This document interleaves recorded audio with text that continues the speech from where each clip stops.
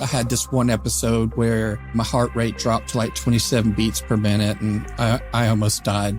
Britt Bentley found out at age 28 that his heart was failing. I'm laying there and I'm thinking, man, if this is it, what am I going to tell God when I get to heaven? Am I going to show him pictures of my nice truck that I have, or tell him about the money I made? You know, he's not going to care about any of that. Britt has since been through several life or death medical situations, and as you're going to hear, his trials aren't over.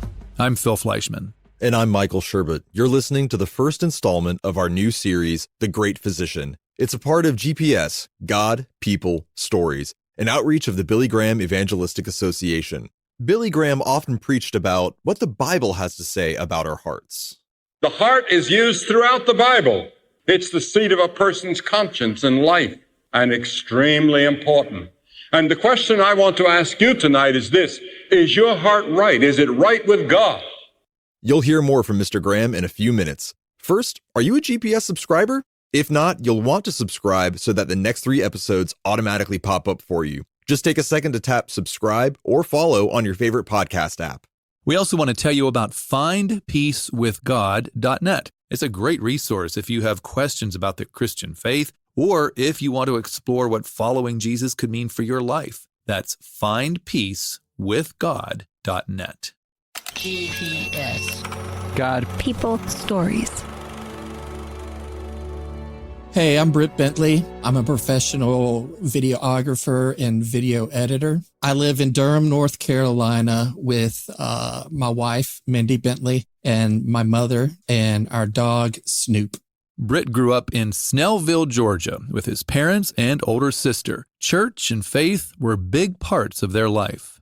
Pretty much of a typical Christian family, kind of in the 80s and the 90s. Anytime the church doors were open, we were there. Sunday morning, Sunday night, Tuesday for visitation, Wednesday for Wednesday services. And also we lived right next to our church. So it's kind of hard not to, if you don't show up and they see your car in the driveway, they know you're skipping. Despite that added bit of pressure, Britt says his faith was genuine. During that time when I was a kid is when I built my foundation of God. I wasn't just doing it because my parents said I had to do it. I was doing it because I wanted to do it. I was very involved in our youth group and all that, and that's pretty much where most of my friends were. But like so many young believers, Britt strayed away from God during his college years. I kind of got into a lifestyle of partying, not going to church. It's like I didn't go to church because I didn't believe. I just didn't go to church because I was being lazy, and it just became a habit not to go to church at that point. And once I got out of college, I still kind of continued that lifestyle. I continued that lifestyle of going out and partying with my friends.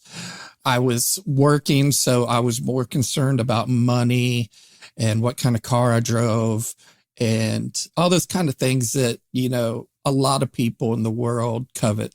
Britt took a job building homes, following in his dad's footsteps. He was cruising along, making money, and feeling invincible well into his 20s. Then, at age 28, everything changed. I started having like an irregular heart rhythm. My heart wasn't beating normally. Everybody's heart pretty much beats the same beat their whole life, and you learn to ignore it. But once that beat changes, then all of a sudden you notice it's there. So I waited a few days and it didn't go away. And I went and saw a doctor. I hadn't been to a doctor in 12 years, which, is a life lesson for people to go get checkups. After some tests at the hospital, Britt learned his heart was enlarged and wasn't pumping enough blood to his body. He was actually in heart failure, and he would need a heart transplant to survive. So Britt got on the long waiting list for a heart. Weeks, months, and even years passed by. During that time, God really taught me about patience because back then they used pagers to page you to let you know if there was a heart, you had a heart or something like that. So for 4 years, I would just sit there and waited on this pager to go off. And I'd gotten to where I couldn't work. I was sick. I was just there. And everybody around me, their life was going forward and mine was on pause. God used that time in Britt's life to grow his faith, but it didn't happen right away. It wasn't really until like 2 years into the process that I had this one episode where my heart rate dropped to like 27 beats per minute and I almost died. I'm laying there and I'm thinking, man, if this is it, what am I going to tell God when I get to heaven? Am I going to show him pictures of my nice truck that I have or tell him about the money I made? He's not going to care about any of that. I was like, I'm not going to have much to tell him. That was a turning point for Britt. And so that was when I was like, you know what? I need to get back in church and I need to get back living for God. And that's when I really turned it around. And from then on, my faith just grew. Some people's faith may waver during that time, and I could understand that, but mine seemed to grow. Britt got on the waiting list for a new heart in 2002 when he was living in Atlanta. As the years passed by and his health deteriorated, he realized he might need to relocate in order to get a heart before it was too late. So I started doing my research and I found out that the Medical University of South Carolina, their wait time was a lot shorter for a heart transplant. And so I called them, asked them, I was like, hey, I see it's shorter. What's the deal? And they're like, well, the reason our time is shorter is because we don't have a helmet law for motorcyclists in the state of South Carolina. So we get more brain injury patients. And to get a heart from somebody, they can't be dead. They have to be brain dead. There still has to be blood going through it. You heard that right. The wait time for a heart was shorter in South Carolina because of all the motorcycle accidents involving riders who weren't wearing a helmet. And because of that, Britt decided to move there. He sold most of his stuff and moved in with a friend in Charleston.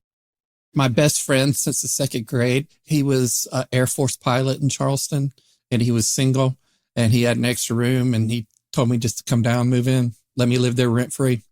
After just 6 months in South Carolina, Britt got the call he'd been waiting for. A heart was available from a 22-year-old organ donor. Another family's tragedy had become Britt's chance for a new life. It was like 4:30 on a Sunday morning that they called me. And they're like, all right, well, you need to get up. You got 45 minutes to get here. There was just one problem. Britt's roommate was out of town and his parents lived hours away. So I just had to get up and drive myself to the hospital. And I showed up by myself. And they're like, okay, where's your caretaker? I was like, in Georgia. They're like, okay, you got any friends with you? I'm like, no. And they're like, you got anybody? I was like, no, it's just me. And they were like, we have never had anybody show up for a heart transplant by themselves. Well, I was like, well, here I am. After 10 hours of surgery, Britt woke up in the ICU and began a long and arduous recovery process. One of the main things you have to deal with is the side effects from all the medications. Because like when you get out of the hospital, you're probably taking, I would say around maybe about 60 pills a day. That's 60. And Britt said it felt like he'd been hit by a truck. His mom moved to Charleston for a few months to help him recover. Then, around the 6-month mark, Britt moved back to Atlanta. He was eventually able to get a job, not as a home builder this time, but as a church youth director. It was the church that he'd attended before he moved to Charleston, First Redeemer. They needed a youth director for the summer, but it turned into a full-time gig for Britt. From that role, he moved on to the church's video production staff. First Redeemer also led Britt to his wife, Mindy. They met in Sunday school and got married in 2013. Mindy has been there for Britt in sickness and in health, and there's been a lot of sickness. After having my first heart transplant, there was like 3 times where my body rejected my heart, and I had to go back to the hospital for them to load me up with more medicine to suppress my immune system even more, to stop my body from attacking my heart.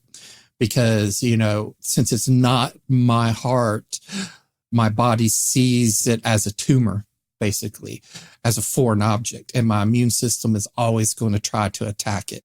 During one of those episodes, Britt found out his donated arteries were narrowing, and he needed to have 3 stents put in. And once that happened, it was kind of the writing was on the wall that was going to keep happening.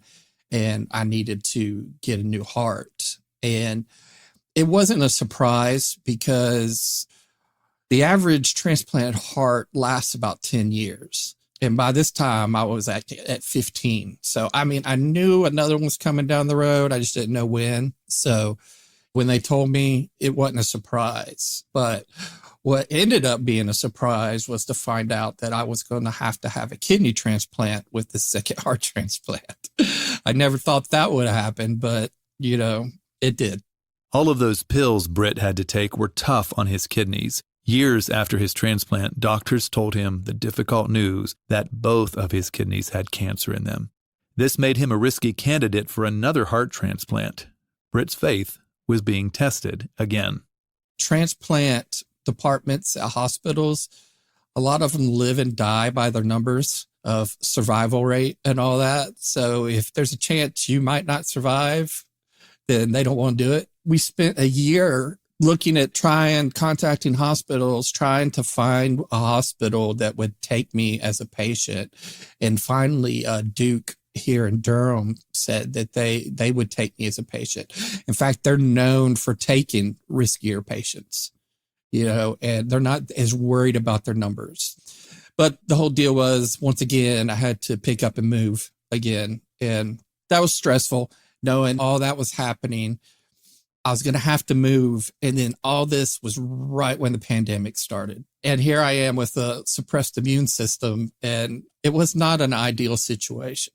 So, Britt and Mindy moved to Durham, North Carolina in 2020. But it wasn't until February of this year that he got that long-awaited phone call for the second time in his life. Britt found out there was a heart and a kidney waiting for him.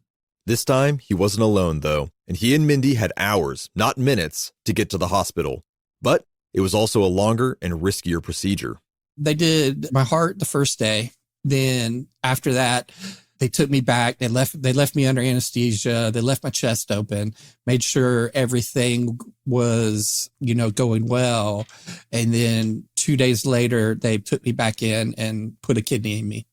There was like a piece of tape and stuff, or plastic over. But my wife said she could see my heart beating through it. Even though Britt made it through those long days of surgery earlier this year, his trials aren't over. We can't tie a bow on Britt's story and tell you God has healed him completely. The truth is, Britt knows he has to trust God in the midst of more sickness and uncertainty. My transplanted kidney, somewhere in the process, got damaged. So it was only giving me a third of the kidney function that I needed. So once they took those 2 kidneys out, all of a sudden I didn't have enough kidney function. And I got sick quick. I was only supposed to be in the hospital for 2 days, and I was in the hospital for 12 because toxins and stuff started building up in my body. They had to start me on dialysis, and I'm still on dialysis now. And once they started doing dialysis and started getting the toxins out, I started feeling a lot better. And thankfully, Britt is now able to do nightly dialysis treatments at home, but he is going to need another kidney. If I'm to survive probably more than 7 years, I need to get another kidney transplant. So right now we're in the process of getting me relisted at Duke for that. So what has Britt learned through all of this? It would be easier for me to list off the things I didn't learn. But, I learned patience, that's for sure. And then I learned more patience after that. You think, okay, this is as worse as it can get. And the first time I had my transplant, I'm like, this is the worst it can get. Can't get worse than a heart transplant. But no, I was wrong. Because you can need another heart transplant, kidney transplant, and have cancer. So I learned patience. Humility is another virtue Britt has had to learn the hard way. Because during this time, we had to ask for financial help from people, which was hard for me because I've never been one to really ask for things from people. But I had to humble myself and do that. And while doing that, I was like, man, God's really humbled me. I don't know if I can get any more humble. And then now all of a sudden, I have to ask people to donate one of their organs to me. So That's another level of humbleness, asking somebody for an organ humble. So I've learned that God can always still learn and still add on to the things he's taught you to make you, more capable and handle more.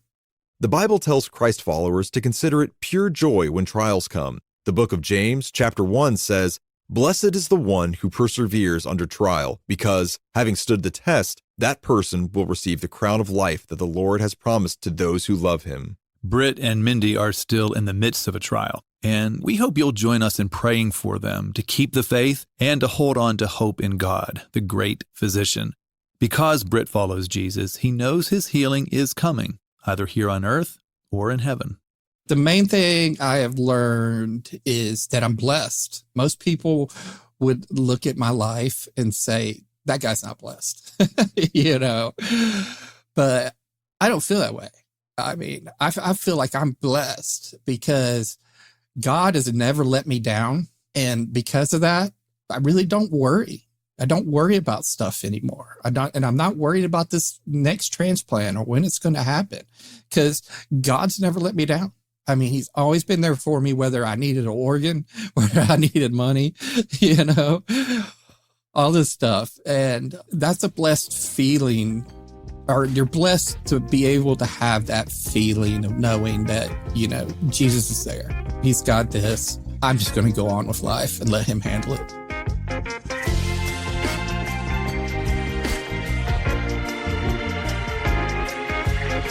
You've been hearing from Britt Bentley, who has had 2 heart transplants, a kidney transplant, and is currently in need of another kidney. He's been walking this long and difficult medical path for more than 20 years now, and he still puts his trust in God. If you want to have that kind of trust and hope in the midst of life's hardest trials, give your life to Jesus Christ. If you don't know what that means, you can check out our website, findpeacewithgod.net. It's a safe place to ask spiritual questions and even chat live with one of our trained volunteers. Again, that's findpeacewithgod.net.